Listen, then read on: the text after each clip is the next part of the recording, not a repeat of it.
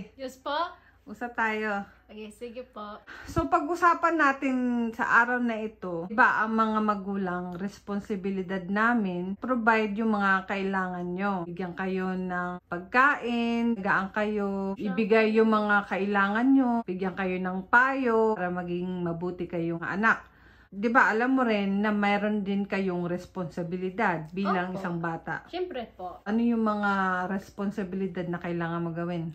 Responsibilidad po namin, malinis ng bahay. Sobrang important ng malinis bahay kasi po, dumi ng bahay, mabaho ng bahay. So, kasi po, it's important lang.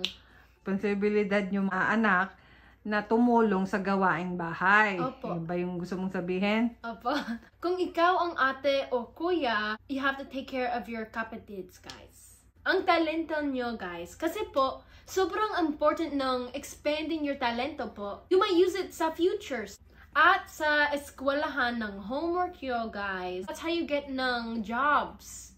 At your pera, so you can buy a house ng... Sa future Yeah, nyo. sa future nyo, opo. Sobrang important ng school at talento po. Maging magandang influensya sa mga bata po. Bigyan mo ako ng example ng mga responsibilidad mo dito sa bahay. Una po, sa dishes, sa bathroom po, ang kwarto ko po, at sometimes po, cooking for sa pamilya ko, at grocery shopping po. It's okay lang if you get lazy, but pasensya na po guys, you have to always get through it po, even if you don't want to po. Kasi po, even me, ako po, I get tamad po. But pero, we have to stick through and get through it po. So, may mga araw, ayaw mong gawin to. Ayaw mong gawin to. Pero, kailangan mo pa rin gawin, di ba? Kasi po, ang nanay ko will get galit. Siyempre, kayong mga kabataan, dapat nyo sundin ang mga magulang nyo, di ba? Opo. Dapat kayo makinig para sa inyo din yun. Bakit nyo kailangan gawin yun? Para ano? Sa future ko, very importante po. Binigay ng Diyos ang talento nyo, guys. So, sobrang important ng practice ang talento nyo. Ikaw ba, Roxy? Sinusunod mo ba lahat yung mga responsibilidad mo dito sa bahay? Opo, most of the time po, pero sometimes tamad ako. Pasensya na po, guys. Hindi ako perfect. I'm just a tao. So, anong ginagawa ni nanay? Hindi ka nakikinig minsan. Galit si nanay ko at punishment na ako.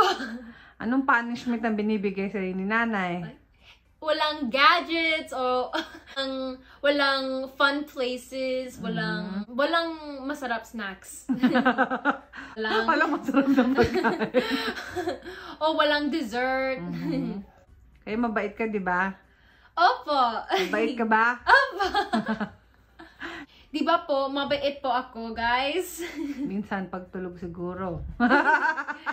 Ano ngayon ang responsibilidad mo? Practice ng piano at gitara po. Sige, paalam. Paalam po, guys!